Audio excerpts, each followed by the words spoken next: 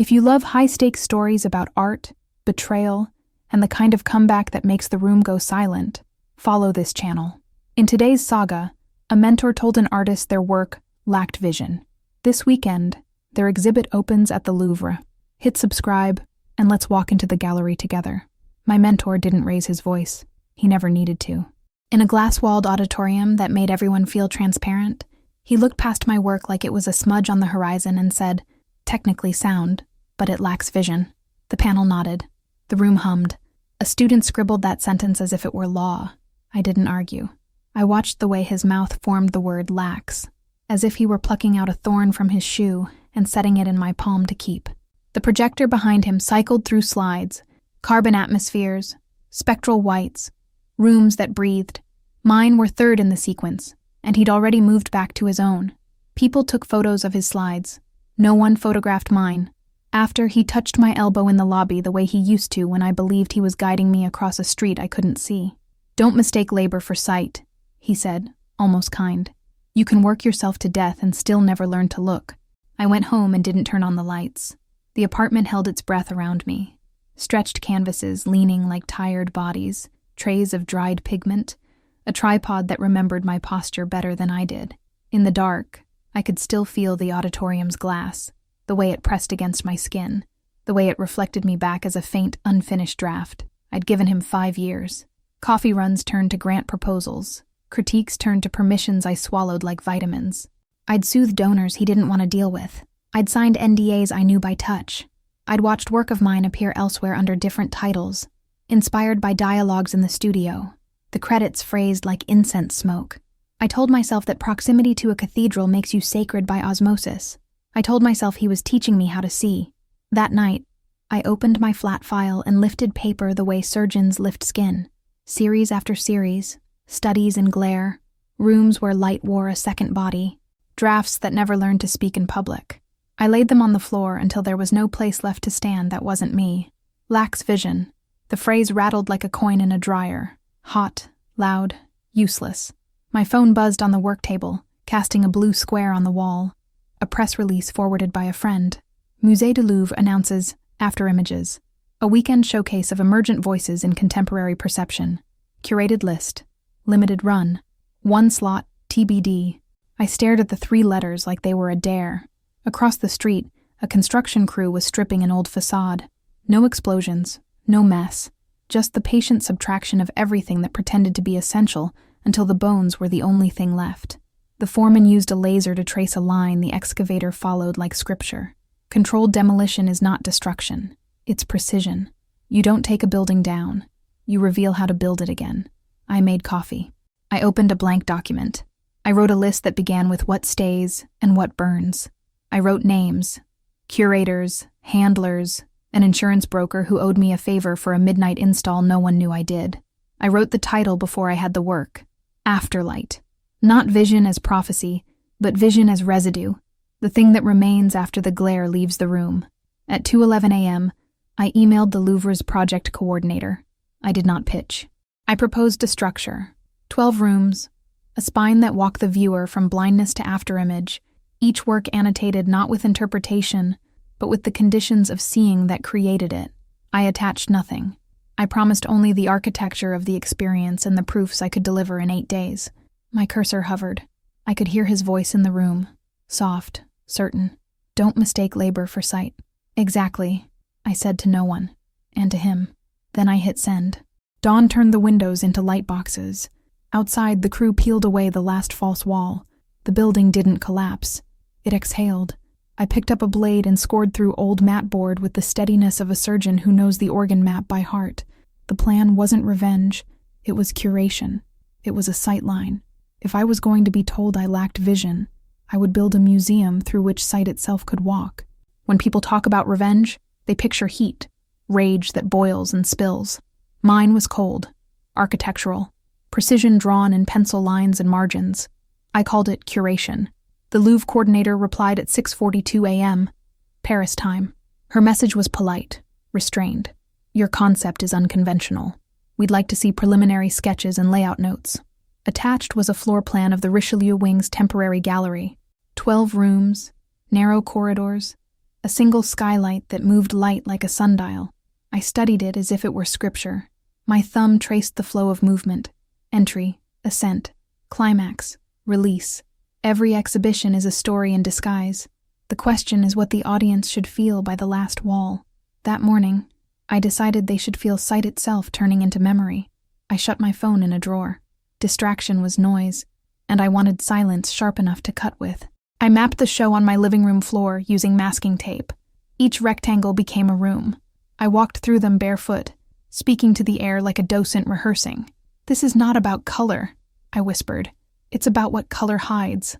In the second room, I placed nothing, just emptiness and a low hum of recorded breath. In the fifth, projected negatives of my old mentor's inspirations, stripped to outlines.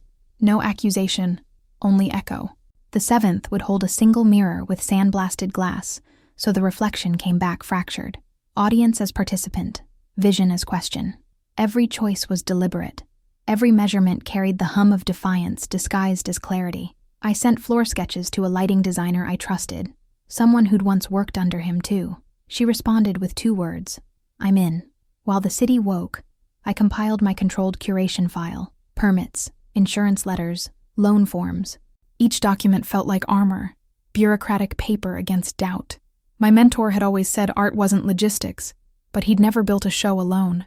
Logistics, I'd learned, were the bones that held vision upright. I reached out to contacts he'd trained to ignore me: curators, patrons, assistants who'd once nodded past me at receptions.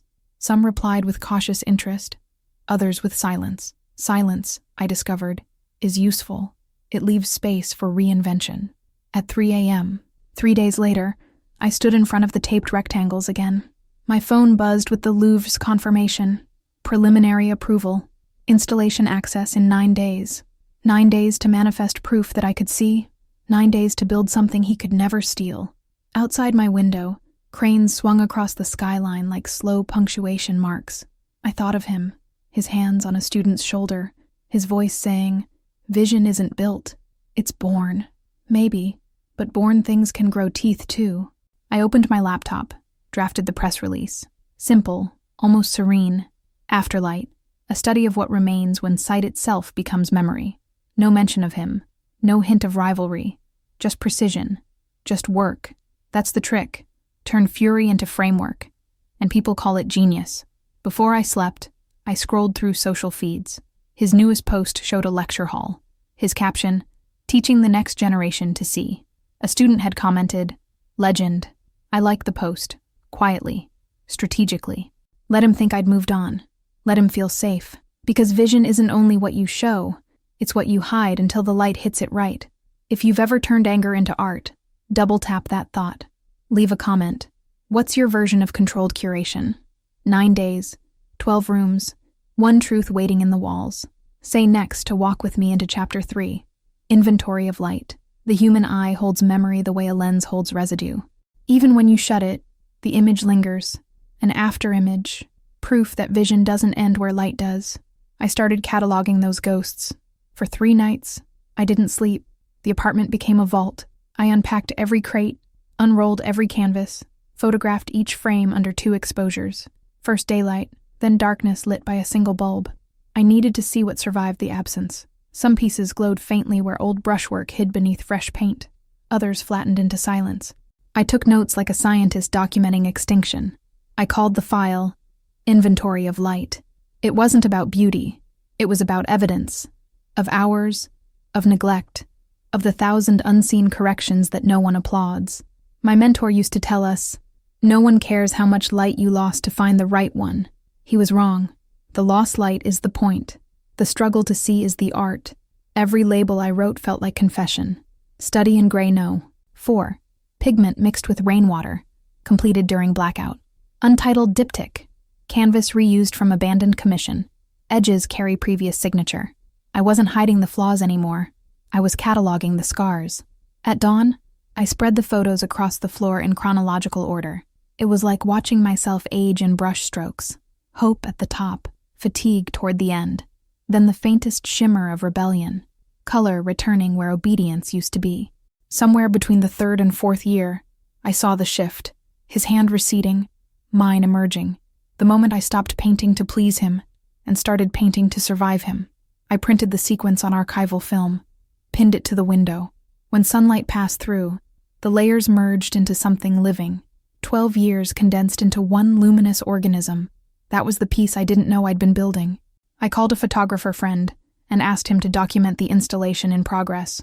For the Louvre? He asked. For the record, I said. Proof that seeing isn't belief, it's endurance. While the files exported, I checked my inbox. A curator from New York had forwarded a private list of exhibitors confirmed for the Louvre showcase. 11 names.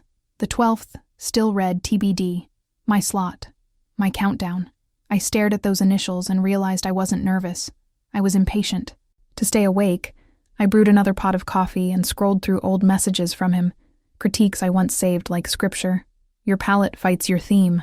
You mistake density for depth. Emotion clouds perception. Each one felt small now, brittle. I deleted them one by one. A digital cleansing. At 2:17 a.m., a new email arrived from the coordinator. Your floor plan intrigues our committee. Can you provide a list of works with medium, dimensions, and origin notes? I smiled. I'd just finished it. I attached the inventory of light file, 42 pieces, each labeled with brutal honesty, each time-stamped, each alive. I hesitated a moment, then added a single note beneath my signature.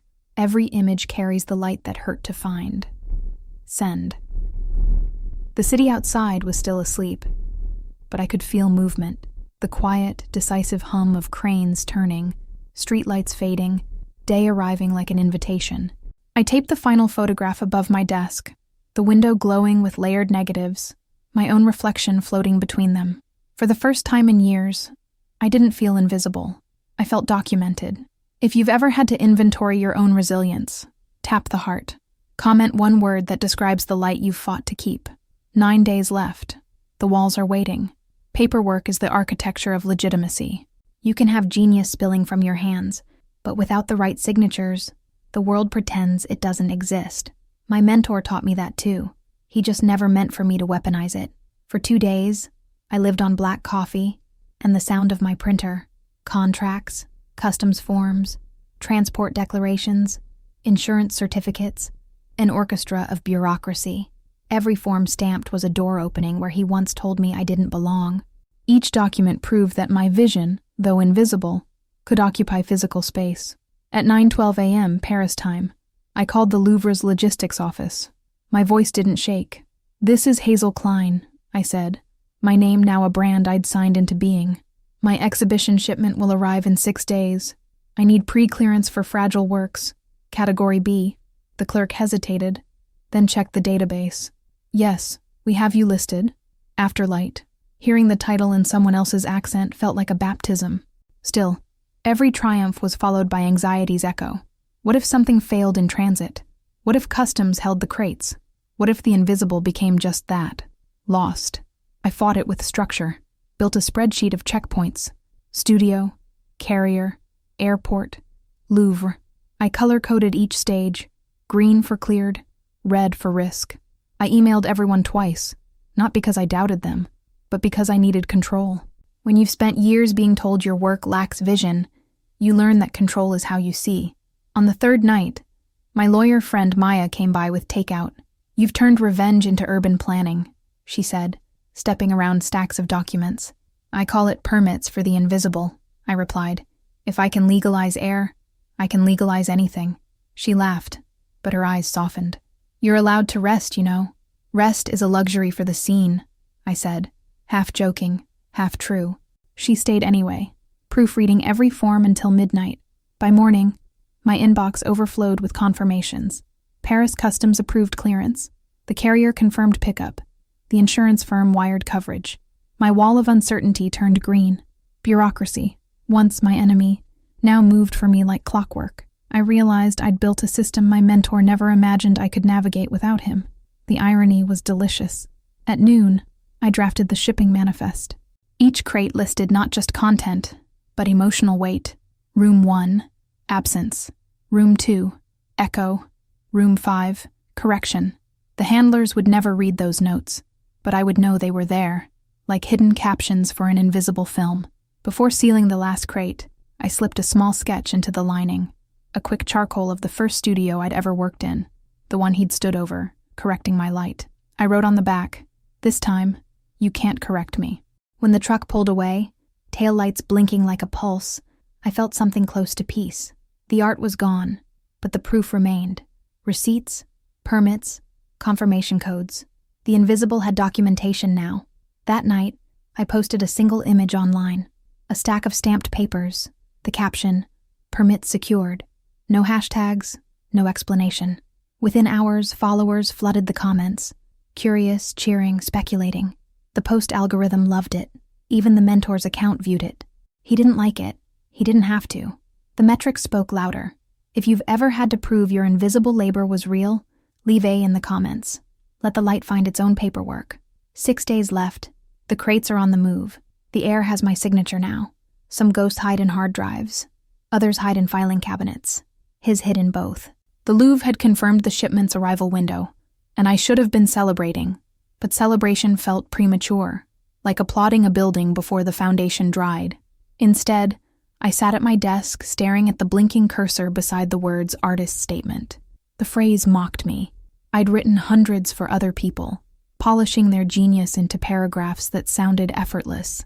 Now every word tasted of recycled faith. So I did what I always do when language fails. I hunted for evidence. Buried in an old external drive labeled Archive 2017 were folders I hadn't opened since before everything curdled.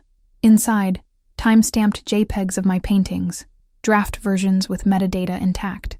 When I compared them with images from his retrospective catalog, the overlap was undeniable. My compositions mirrored his visionary series line for line. Only the color palette differed. Mine colder, his warmer, as if he'd poured stolen blueprints into gold leaf. The metadata told a simpler story. My creation dates months earlier than his. My brushwork, my composition. He hadn't taught me to see. He'd learned how to steal sight without leaving fingerprints. I printed side-by-side proofs, layered them on the floor. The air felt electric, like static before a storm. Every page was a ghost screaming, "I told you so." In one folder, I found email chains from that year. Me sending drafts to his studio assistant. Subject lines reading, "Feedback request, Composition Study 4A, for review before Tuesday." All unanswered. Weeks later, his gallery posted, "New works in progress." The resemblance was surgical. I forwarded everything to Maya. Subject line, "For safekeeping." Her reply came 5 minutes later. "This is enough to rewrite your own history. But rewriting isn't the same as reclaiming. Reclamation requires light." I knew I couldn't accuse him publicly. Not yet. The Louvre showcase wasn't a courtroom. It was a stage, and stages require timing. So I turned the theft into an installation. Room 5, the one marked correction, would display each pair, his on one side, mine on the other, projected through alternating filters, the difference invisible until the light shifted. Viewers would see the same image oscillate between his and mine, proof revealed through the act of seeing. I called the piece The Hidden Archive. By midnight, my apartment looked like a surveillance lab. Projectors whirring, transparencies pinned to walls, cords snaking across the floor. I tested exposures until dawn, my reflection flickering between them. The work was personal, but it wasn't private anymore. It was forensic art, the kind that breathes justice under the guise of aesthetics. I uploaded encrypted copies to cloud storage and mailed one USB drive to Maya with a note. "If anything happens to me or the exhibit, release it." She replied with a single emoji. A key. Perfect. At noon, I drafted a quiet message to the Louvre coordinator. Room 5 will require blackout capability and 2 projectors running on alternating timers. She approved without question. That evening, my mentor posted a teaser for his upcoming book. Vision. The architecture of seeing. I smiled. Perfect symmetry. He'd taught the structure. I'd mastered the demolition. When I closed my laptop, the city lights shimmered through the window like scattered brushstrokes. I realized I wasn't afraid anymore. Proof has that effect. It turns ghosts into witnesses. If you've ever uncovered a version of your own work hiding under someone else's name, leave a below. Truth loves an audience. 5 days left. The light is learning how to speak. Revenge doesn't begin with rage. It begins with a guest list. 5 days before the opening, I sat at my kitchen table surrounded by names. Some handwritten, others pulled from old contact sheets. People I once admired, People who once forgot I existed. Each name carried a memory, a reason, a consequence. The Louvre's invitation portal allowed up to 200 guests for the weekend preview. I filled every slot like a chessboard. First came the essentials: critics from Art Forum and Le Monde, the curators who dismissed my early proposals with polite indifference, then the collectors who had purchased my mentor's originals, unaware they owned refined echoes of my work. I wanted them in that room when the light shifted. I wanted to see what they did with knowledge once they could no longer plead ignorance. Next, the personal ghosts, my parents, who still believed success required permission, the classmates who whispered that I'd peaked in grad school, the gallery assistants who used to fetch his espresso and forget my name. I included them all, and him. I saved his invitation for last. The Louvre's digital portal required an email. I hovered over the line that asked for message to guest. The cursor blinked, waiting for civility. Instead, I typed, "Your lessons are the architecture of this exhibit. Consider this an acknowledgement. No venom, no curse, just fact. The kind that sits under the skin longer than anger." I hit send. For hours afterward, I imagined the notification appearing on his phone. Would he smile, convinced it was an olive branch? Or would he sense the structure behind it, the blueprint of payback dressed as grace? Either way, he would come. He always came where applause lived. By midnight, the list was complete. 200 names, 200 witnesses. I printed it, pinned it to my wall, and stared. This wasn't about vengeance anymore. It was choreography. Every name a moving part in a silent performance. Still, there was a line between justice and spectacle, and I could feel myself inching toward it. I called Emily, my oldest friend, the only person who ever told me I worked like someone running from something. "Tell me if I've gone too far," I said. She listened quietly as I explained the projections, the curated exposures, the guest list engineered for revelation. "You're not destroying him," she said at last. "You're revealing him. That's different. Different enough? Enough for now." We talked until dawn, her voice steadying the adrenaline. When we hung up, the city was blue and silent, the color before certainty. I brewed coffee and read the list one more time. I realized that every name belonged to a version of me, the naive student, the apprentice, the invisible worker. The exhibit wasn't just mine. It was theirs, too. They had shaped the void I was filling. I folded the paper, slid it into my sketchbook. A record, a reminder, a warning. That morning, I posted a single sentence online. Guest list finalized. Every name tells a story. No explanation.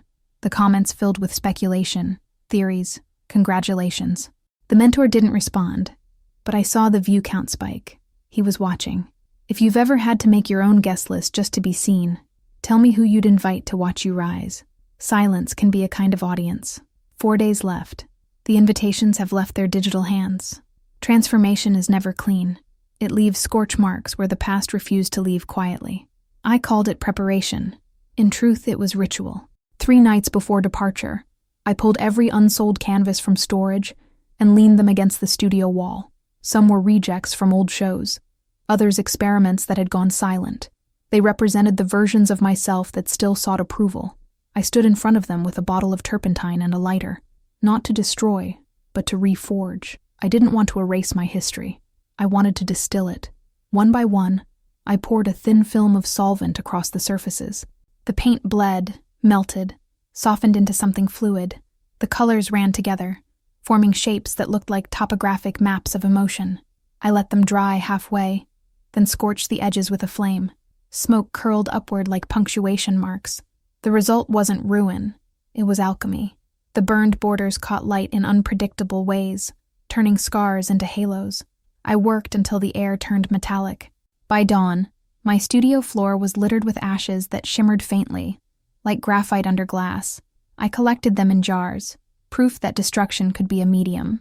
This series would fill room 9, the midpoint of the exhibition. I titled it The Burn, and the wall text would read, "Everything built on borrowed faith must pass through fire." Maya stopped by that morning, drawn by the smell of smoke. She looked around, half horrified, half awed. "You're not sleeping," she said. "I'm editing," I replied. "Fire is faster than paint." She walked around one half-burned canvas and studied the gradient of ash. "He used to say mistakes had to be hidden. Now they're the subject," I said. She smiled. though her eyes stayed wary. "You're playing with dangerous symbolism. People will see revenge." "Good," I said. "Let them look closer." That afternoon, I photographed every piece under shifting light. The burned edges refracted color differently at each angle. The effect was alive. I added the images to the final shipment folder and labeled them purified. The courier would collect them within hours. Before sealing the crate, I tucked a small slip of paper beneath the top canvas. It read, "Controlled burn. Do not open until after the exhibit." Maybe no one would ever see it, but I needed the reminder. Precision, not impulse, had to guide the flame. When the courier's truck pulled away, the studio felt strangely empty. The air still carried smoke, but beneath it was quiet, like aftermath, like readiness. That evening, I wandered to the river. The city lights fractured on the water, reflections trembling. I thought about the first time he'd told me to learn restraint, and how restraint had once meant obedience. Now it meant control, of the burn, of the outcome, of the narrative. I posted a single photograph to my feed, a canvas edge glowing in the dark. Caption, "Every creation has its combustion point." The comments came fast. People called it haunting, brave, unhinged. All the right adjectives. The mentor's account viewed it again. Still silent. Silence can be applause when it's laced with fear. That night, Emily called. "You're trending," she said. "They think this is part of the show." "It is," I said. "They just don't know which part yet." She hesitated. "Promise me the fire stays symbolic." "It always was," I said, but I didn't promise. I slept on the studio floor among cooling ashes. At sunrise, I opened the window and let the wind scatter the dust into the street below. People would step on it without knowing. Maybe that's what art is, a secret residue of someone else's fire. If you've ever had to burn what no longer serves you, share what you rebuilt from the ashes. Every burn deserves its witness. 3 days left. The fire is out, but the light remains. Say next to enter. Chapter 8. Transit. Moving art across oceans is like moving ghosts. You have to pretend they're solid long enough for customs to believe you. The morning of the shipment, I watched the crate truck pull up in the fog, headlights carving white corridors through the air. Each box carried a declaration sticker. Fragile. Contains light. I'd printed those myself. Half joke, half truth. The handlers wore gray uniforms, and the blank expressions of people used to escorting masterpieces they'll never see unwrapped. They measured, lifted, strapped, sealed. I signed the manifests in triplicate. My signature looked steadier than I felt. The crates slid into the truck one by one, swallowed by the mist. As the door shut, it sounded like the closing of a vault. I followed in my car to the freight terminal at Logan. Maya met me there, hair pulled back, eyes alert. "You look like you're sending a child to college," she said. "Children return," I said. "This doesn't." Inside the hangar, the air hummed with machinery and fluorescent light. The customs officer inspected the paperwork, flipped through pages that represented my last 3 months of life. "Purpose of shipment?" he asked. "Exhibition," I said. He stamped each page, one rhythmic thud after another, the percussion of legitimacy. While they loaded the containers, I caught sight of one crate marked Room 5, the hidden archive. The label made me uneasy. That piece wasn't just art. It was evidence. I'd encrypted backups and sent files to Maya.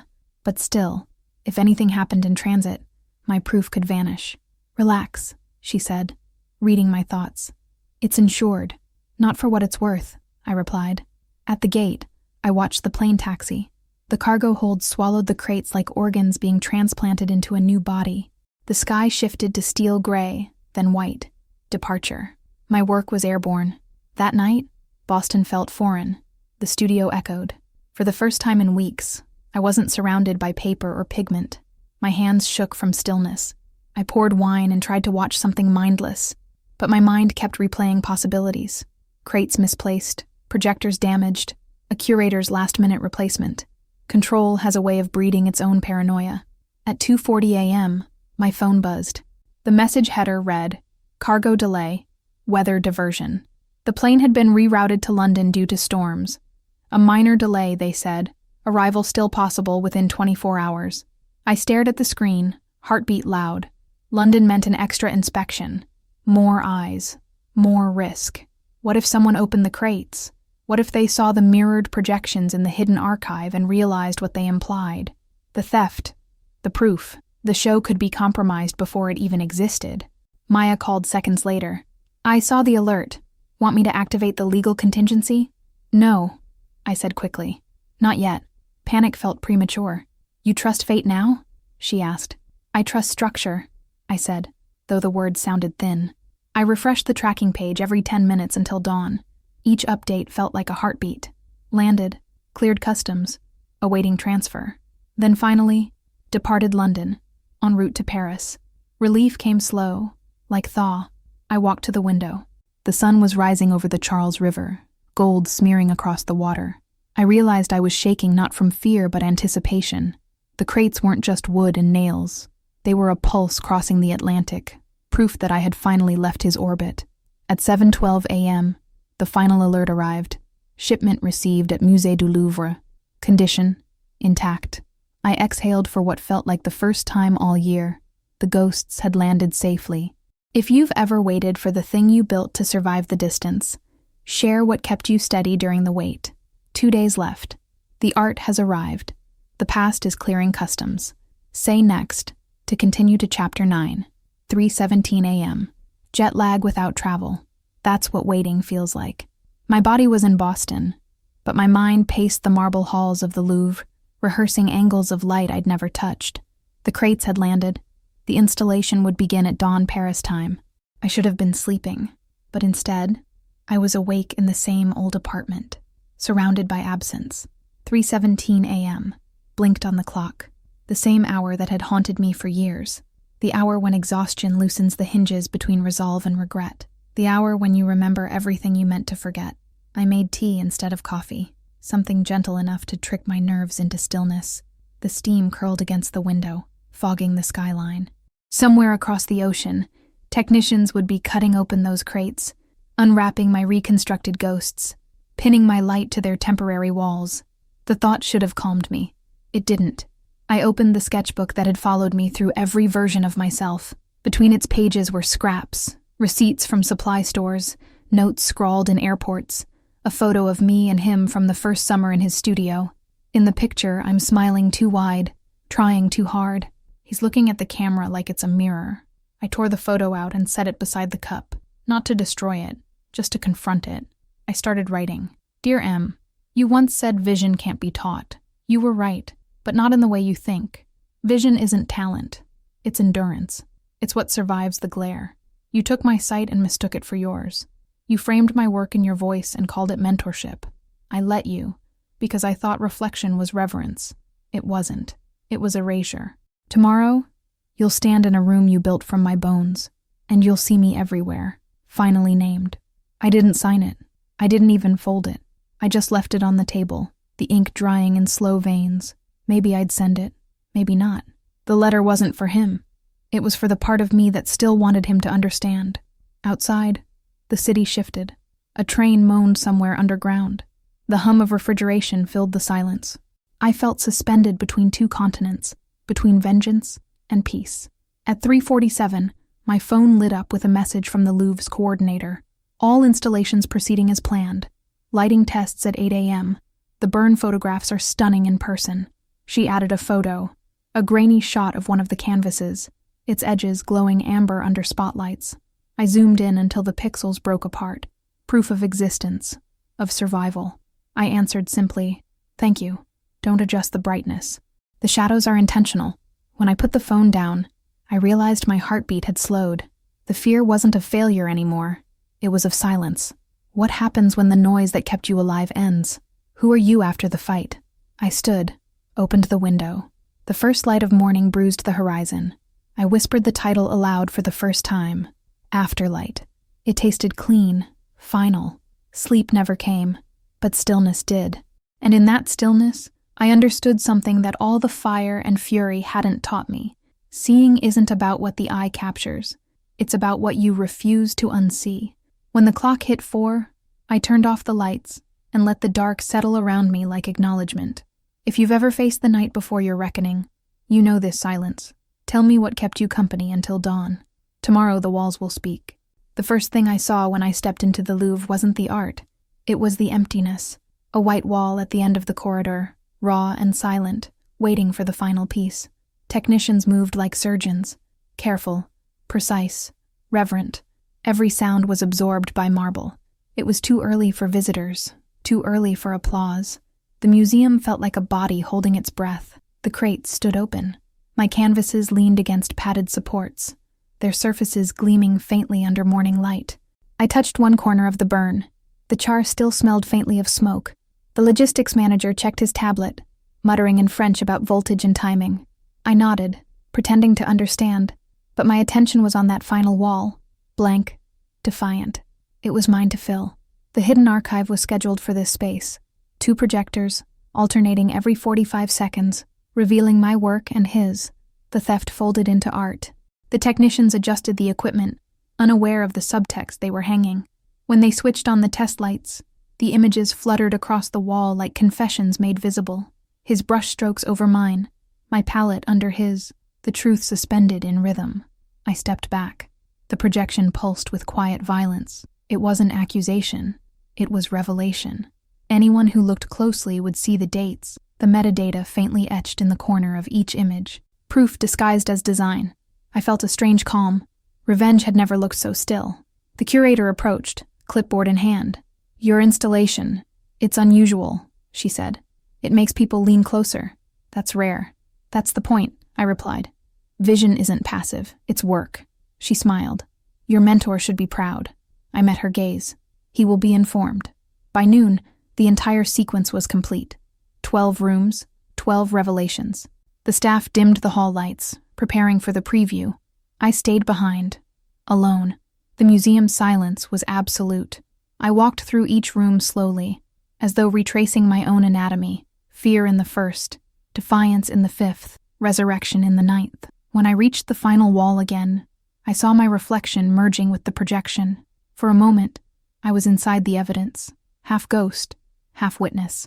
The projector clicked, switching slides. His work dissolved, mine remained. That was the moment I realized the installation didn't need him to attend. His presence had already been erased, absorbed into the narrative. The wall itself was his absence rendered permanent. A security guard cleared his throat behind me. "Madame, visiting hours begin soon." I nodded, turning toward the exit. "Let them see," I said. Outside, Paris hummed. The muted rhythm of traffic, distant church bells, footsteps on stone. I crossed the courtyard, the glass pyramid glinting overhead. Tourists took photos, unaware that the story unfolding inside had been years in the making.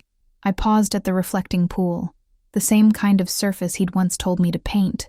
Perfect, controlled, obedient. I dropped a coin in the water.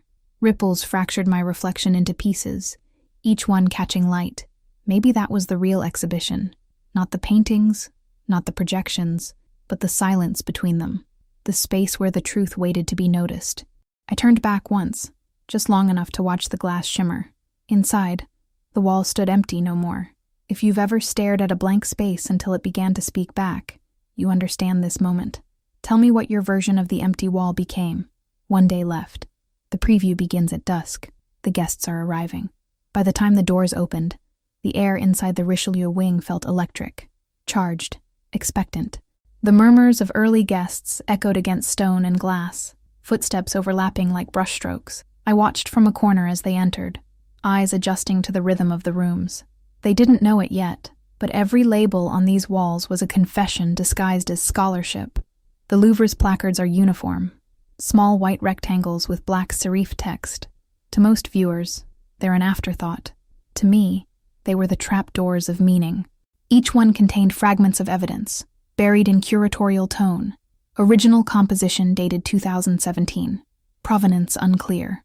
Dual authorship study exploring replication and originality. Source material recovered from private correspondence. I'd written every word. The committee had approved them without hesitation, assuming they were conceptual notes. They were, but not in the way anyone realized. Every visitor leaning in to read was, unknowingly, reading the story of my erasure. Critics moved through the room slowly, taking notes, murmuring approval. Flashbulbs popped in polite bursts. The smell of varnish, marble dust, and perfume mixed in the air, a strange alchemy of reverence and vanity. Then I saw him, my mentor, standing at the entrance to the hidden archive. He looked smaller than memory, Or maybe I'd simply outgrown the angle from which I once saw him.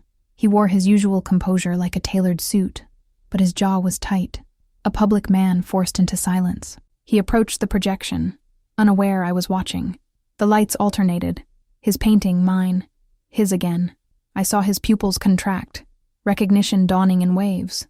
The metadata glowed faintly in the corner, proof too subtle for most, too explicit for him to deny. He turned to the placard beside it and read aloud, "This work examines the ethics of mentorship and the porous line between influence and appropriation." He froze. The color drained from his face. I stepped forward, deliberately slow. "You taught me to label precisely," I said. He didn't look at me. "You're making a spectacle. I'm making a record." A photographer captured the moment without realizing its weight. Teacher and student framed by stolen light. Around us, guests whispered. The curator approached, smiling brightly, oblivious to the subtext. "Magnificent response," she said. "He seems moved." He left without speaking. The crowd filled the silence he abandoned, murmuring interpretations, theories, praise. I stayed. Watched the projection cycle one last time. My version remained slightly longer on the wall, a glitch I'd coded intentionally, enough to let the audience think they imagined it. By the end of the evening, reporters hovered, pens ready. "What inspired Afterlight?" one asked. "Correction," I said. "The kind you have to build in public so it can't be undone." Applause rose behind me as the lights dimmed for the closing rotation. I turned, scanning the room. My parents stood near the exit, uncertain, proud, ashamed, all at once. Emily and Maya smiled faintly from the back row. Their nods told me what I needed. It was over. Later, in the quiet after the crowd dispersed, I walked alone through the gallery. The labels gleamed under low light, unassuming, eternal, documentation carved into civility. I thought of how he'd looked, reading his own indictment printed by a museum he revered. That was justice enough. If you've ever rewritten your story so no one could edit you again, tell me how you did it. Some truths deserve their own placard.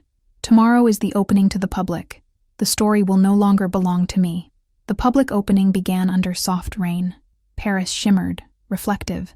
The whole city turned into one enormous painting of itself. When I arrived, the courtyard outside the glass pyramid was a sea of umbrellas, flashes, murmured anticipation.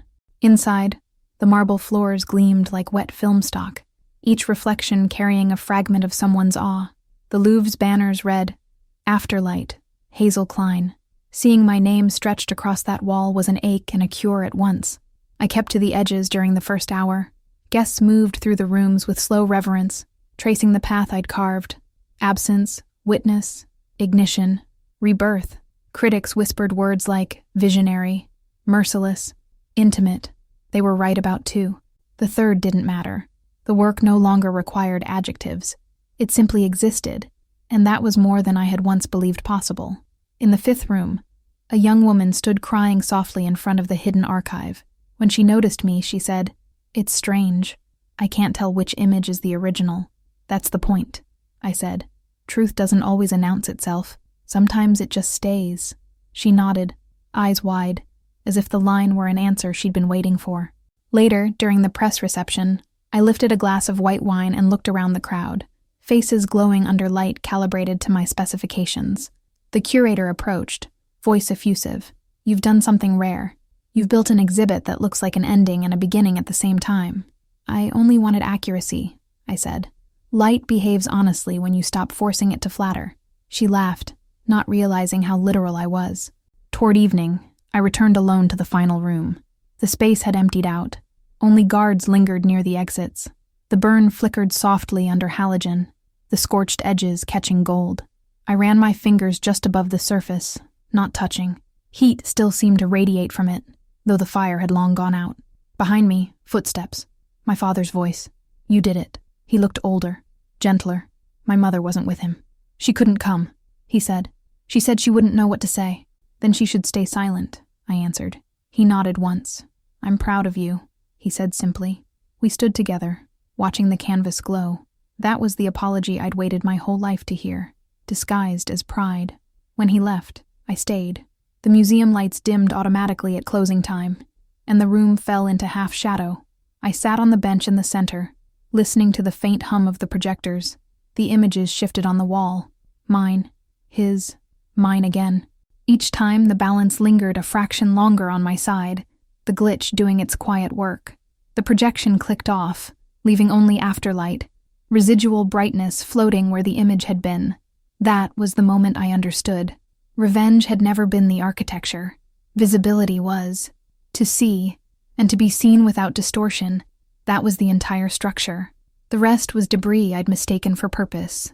Outside, the rain had stopped. The city was rinsed clean, streetlights trembling on puddles.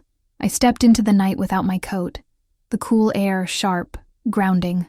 Across the Seine, the museum glowed like an ember behind glass. My reflection merged with it in the water, a woman outlined by the very light she'd reclaimed. I thought of his last message weeks earlier, the one I never answered. "We made mistakes. Can we talk?"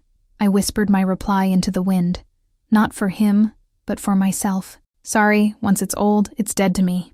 Then I walked toward the bridge, the rain starting again in soft applause. If you followed this far, tell me, what would your afterlight look like? The story ends here, but the seeing doesn't. Follow for the next creation. The gallery never closes. The vision just changes rooms.